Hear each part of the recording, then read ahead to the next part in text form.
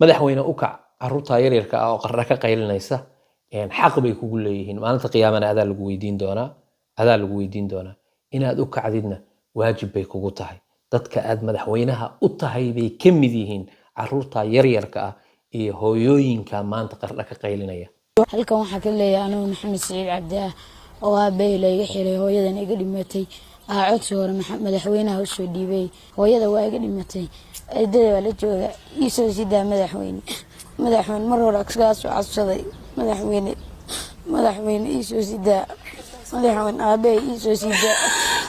madaxweyne kule aabbahay ii soo sidaa wax badan baa. Assalaamu calaykum waraxmatullaahi wabarakaatu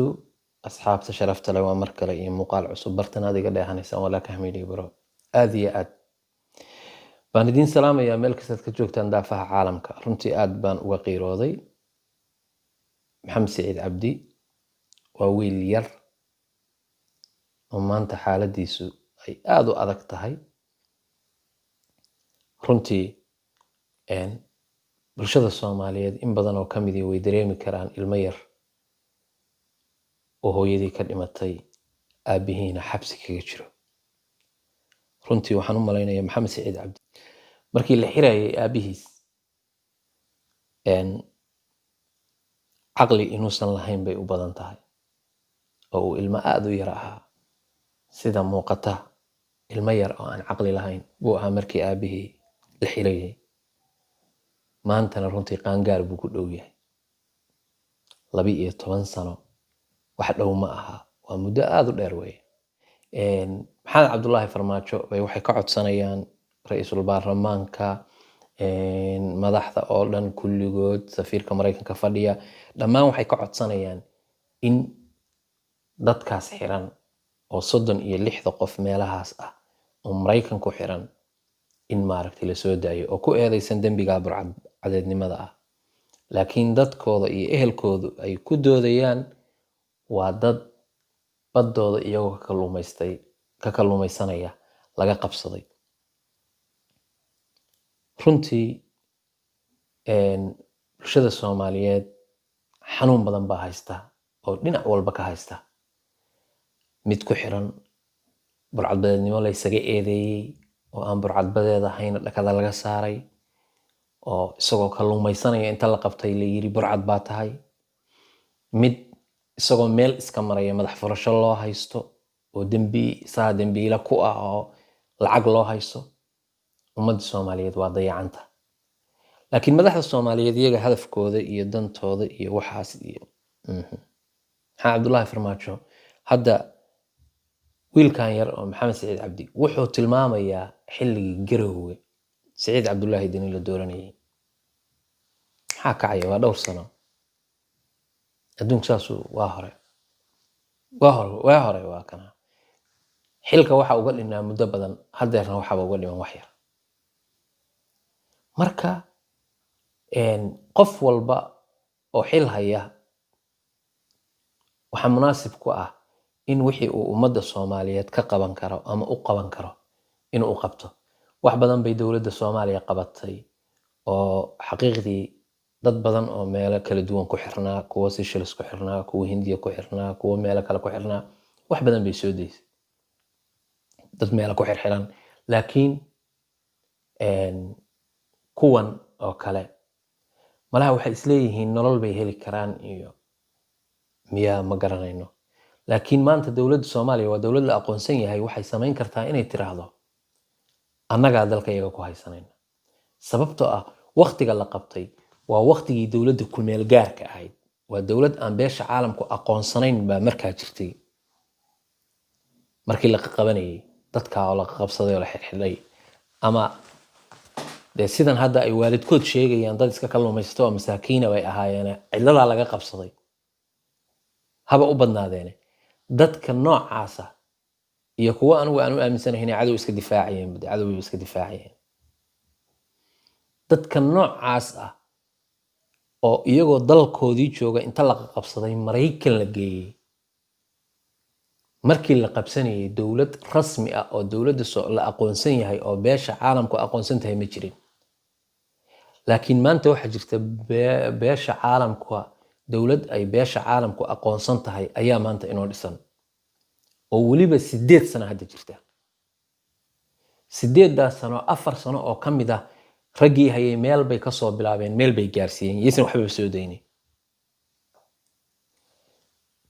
4 sano oo dambana raggan hayaa iyaguna meeshii bay ka sii bilaabeen, waa kuwan banaanka keenay. waxaa la rabaa marka carruurta yaryarka ah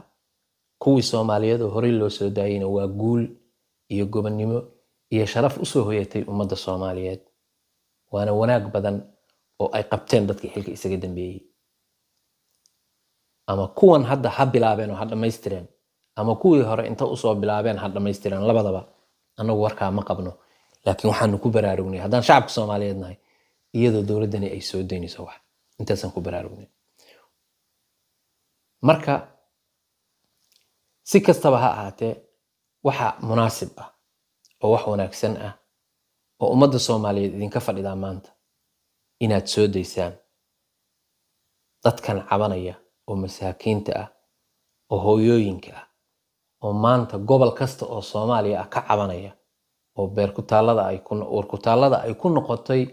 carruurtoodii oo dalal shisheeye ku xirxiran oo meeshaas ku dhibaataysan. macnaha haddii ay markii hore iska ahaayeen ari la iska watay, xataa dhibaatada dadka haysata waxa ka mid ah, dhibaatada ugu weyn oo haysata waxa ka mid ah wiilka yar hadduu aabihii maanta ku xirnaan lahaa qardhuu joogaa soo ma, haddii uu xorgoble ku xirnaan lahaa jimco kasta wuu soo arki lahaa, wuu soo booqan lahaa. laakiin oorkutaallada ugu weyn oo ilmahan yar iyo eedooyinkii iyo adeeradii iyo walaalihii iyo bulshada Soomaaliyeed haystaa waxay tahay ma soo booqan karaan, inta u tagaan ma soo booqan karaan. Ilhaan Cumar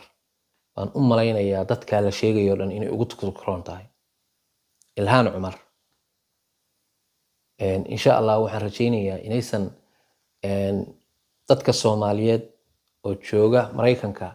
baa u gurmaday oo maanta Ilaahay heerkan u gaarsiiyay, Ilaahay ka sokow cod Soomaaliyeed bay meesha ku tagtay in ay wiilashaas u dadaasho,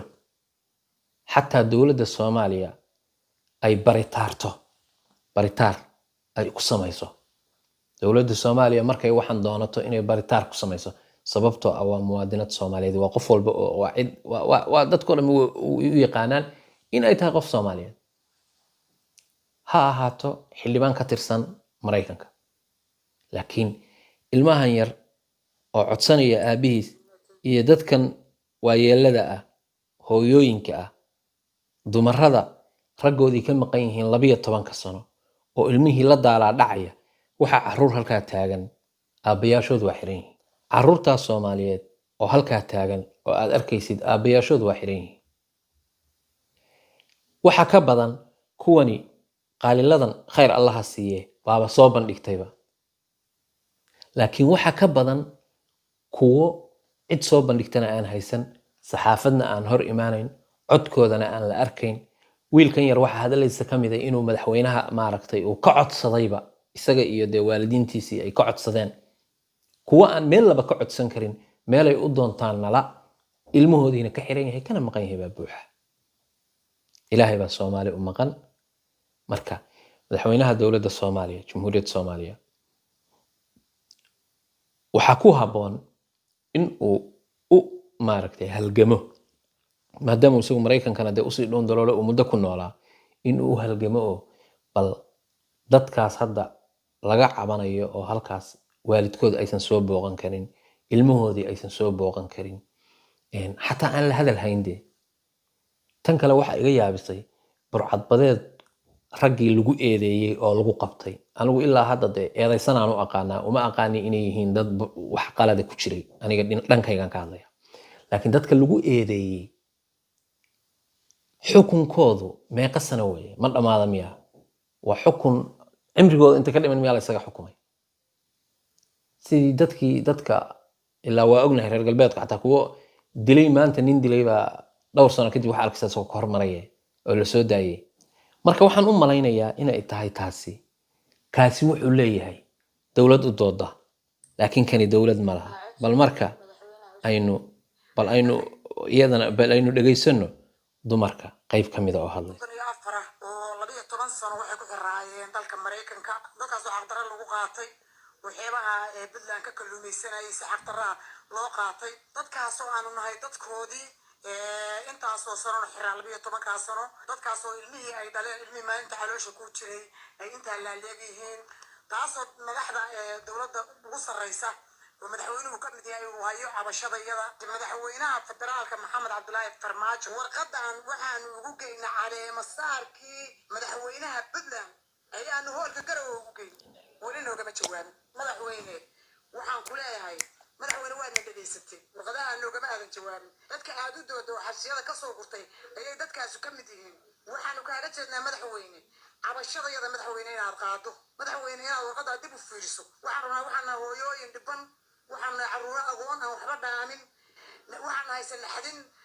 kuwa jaan qof nool oo meel ku xiran xorriyadiis laga kuwaan aaminsanayn in aabayaashood nool yihiin oo naga hadaanu gacanta ku hayna waxaanu doonaynaa oo dareenaynaa oo baraxda u taagana in loo kaco wiilasha Soomaaliyeed oo dhiban wiilasha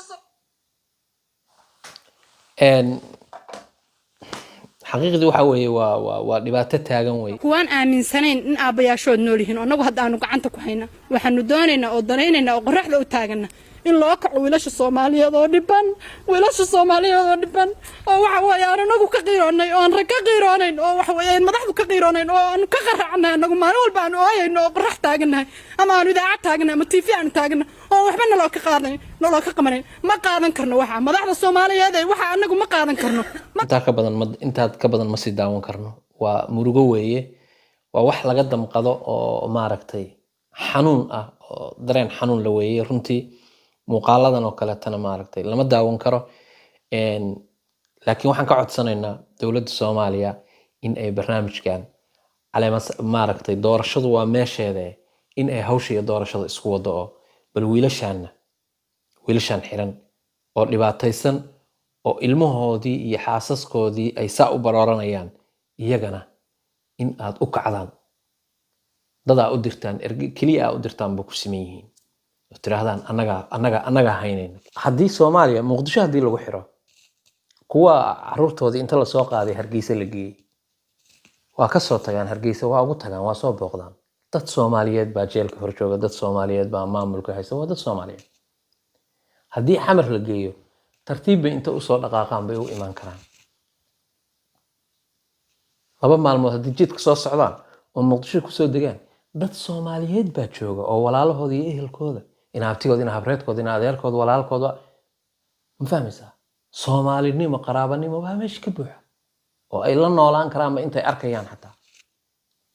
mana laba loo diidayo dad Soomaaliyeed si kastaba nooc kasta ku arkayna way arki lahayn laakiin dhibaatada ugu weyn oo haysta waxay tahay dadkan wadnuhu la xanuunayo ay ka qaracan yihiin qofkoodii waa nool yahay mana arkayaan waa xanuunka ugu weyn annaguna aanu la dareemayno marka waxaan ka codsanaynaa oo aanu